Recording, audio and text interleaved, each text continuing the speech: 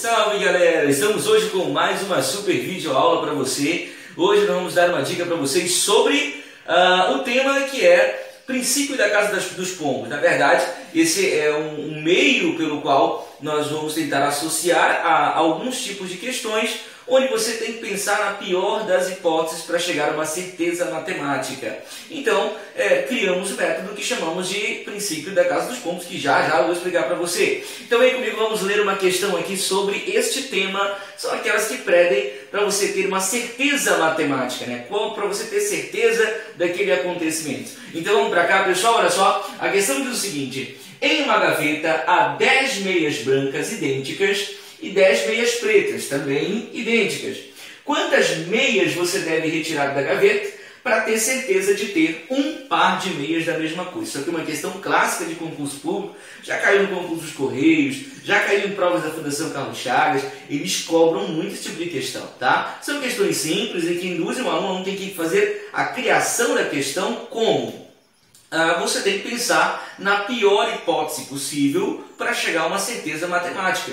E aí você leva em consideração as possibilidades. Observa, na questão ele diz o seguinte para você: você tem 10 meias brancas idênticas, certo? E 10 meias pretas idênticas. A pergunta dele é quantas meias ele deve retirar da gaveta para ter certeza matemática de ter um par da mesma cor. E aí a maioria dos alunos iam marcar 11, por exemplo, né? Então se ele tirar todas as meias brancas ou todas as meias pretas, a próxima vai ser para ter certeza matemática.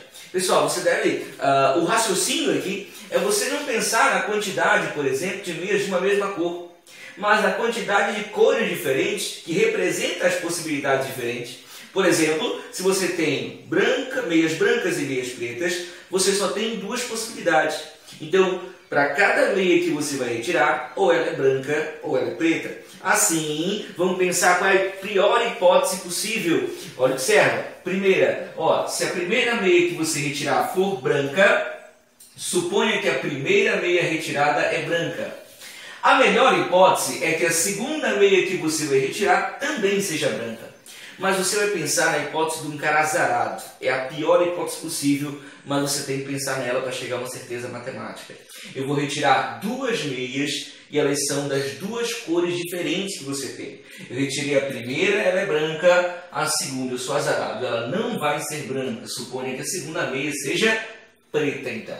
Aí aqui que está o detalhe. Porque como você tem somente duas cores diferentes, quando você retirar a terceira meia, não vai ter jeito. É a certeza matemática. Se ela for branca, nós temos um par de meias da mesma cor? Sim. Se ela for preta, nós temos um par de meias da mesma cor? Também. Então, olha só, são duas cores diferentes. Uma a mais só, uma a mais. Se nós retirarmos 3 meias, é certeza matemática que nós vamos ter um par de meias da mesma cor. A resposta, então, seria a alternativa D. E esse tipo de raciocínio você vai seguir para qualquer questão que peça a pior hipótese possível. Por exemplo, olha, existem 13 pessoas em uma sala. Qual é a certeza matemática que você pode ter sobre essas 13 pessoas? Que pelo menos 2 nasceram no mesmo mês. Por quê? Qual é a pior hipótese possível, pessoal? Você tem 12 meses em um ano, de janeiro até dezembro. A pior hipótese é que você tenha 12 pessoas nascendo cada uma em um mês do ano. Bom, mas aí, pessoal, quando você chegar na 12ª pessoa, essa 13ª desempata.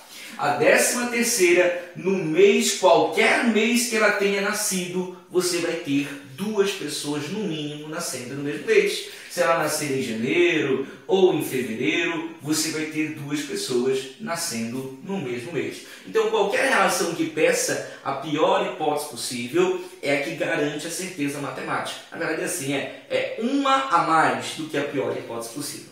Alguns professores, eles classificam isso, eles criam um método chamado princípio da casa dos pombos. Onde, por exemplo, se você tem 3 casas de pombos e um pombo a mais, 4 pombos, é certeza matemática que em alguma das casas vai ficar no mínimo um par de pombos, um pombo a mais. Então sempre a classificação ela pode ocorrer dessa forma. Tudo bem, pessoal? Olha, essa foi a nossa dica de hoje. Princípio da casa dos pombos também garante a certeza. Um pombo a mais do que a quantidade de casas garante ter um par de pombos em uma casa. Então essa foi a nossa dica de hoje, que você pode associar com as informações. Ó, aqui nesse caso, por exemplo, a quantidade de cores seriam as casas dos pombos. 2 cores, 2 casas. Um pombo a mais, ou seja, retirar 3 meias é garantia de ter um par da mesma cor. Deu para entender isso aí? Meus queridos, um abraço para vocês, curta a nossa página, inscreva-se no nosso canal, aproveite, compartilhe com seus amigos também, fique à vontade, até a próxima dica!